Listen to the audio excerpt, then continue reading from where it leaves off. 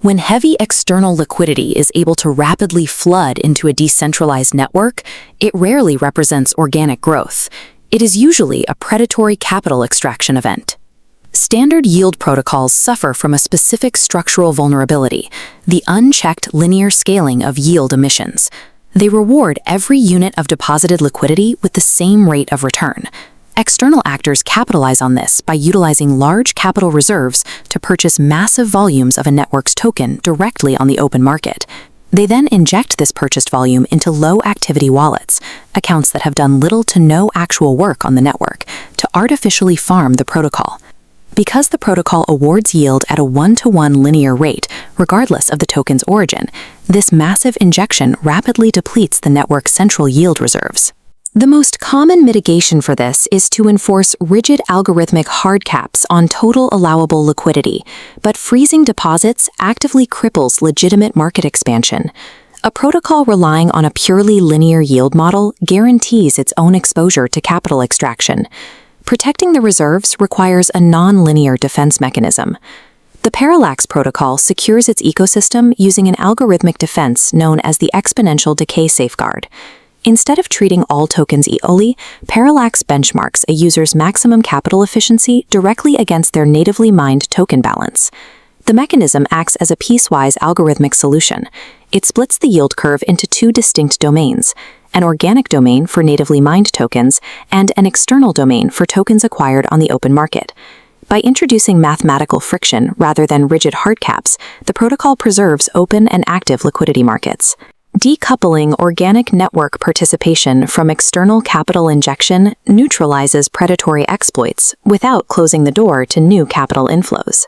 This chart maps out the baseline incentive structure of the Parallax network, measuring total locked liquidity against the resulting yield boost multiplier.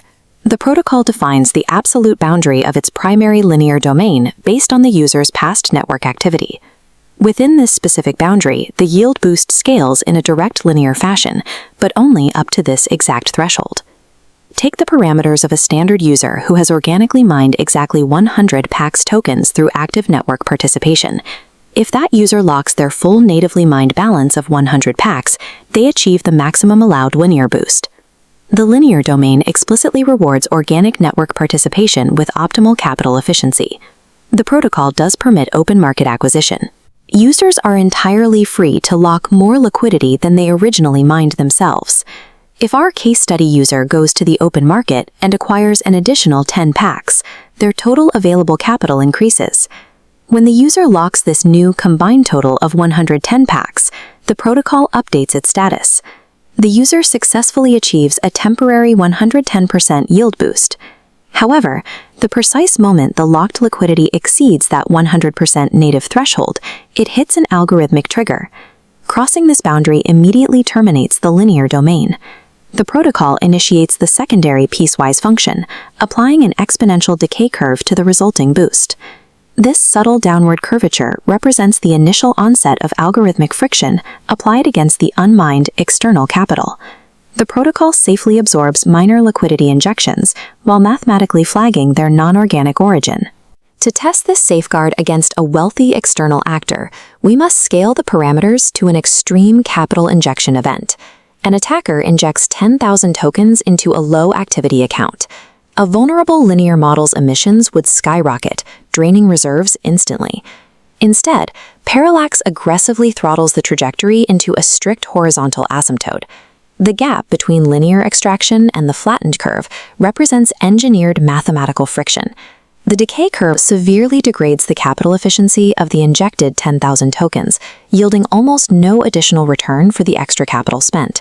This asymptotic bound mathematically prevents any single low-activity node from disproportionately scaling its yield extraction, regardless of the sheer size of their capital. When an overwhelming external force collides against a mathematically unyielding kinetic barrier, the result is severe capital degradation. The game-theoretic outcome for an attacker is stark. The sheer cost of acquiring massive token volumes vastly outweighs the severely degraded yield returns. Because the linear boost is strictly bounded by prior network activity, low-activity accounts are rendered entirely useless as Trojan horses for systemic yield extraction.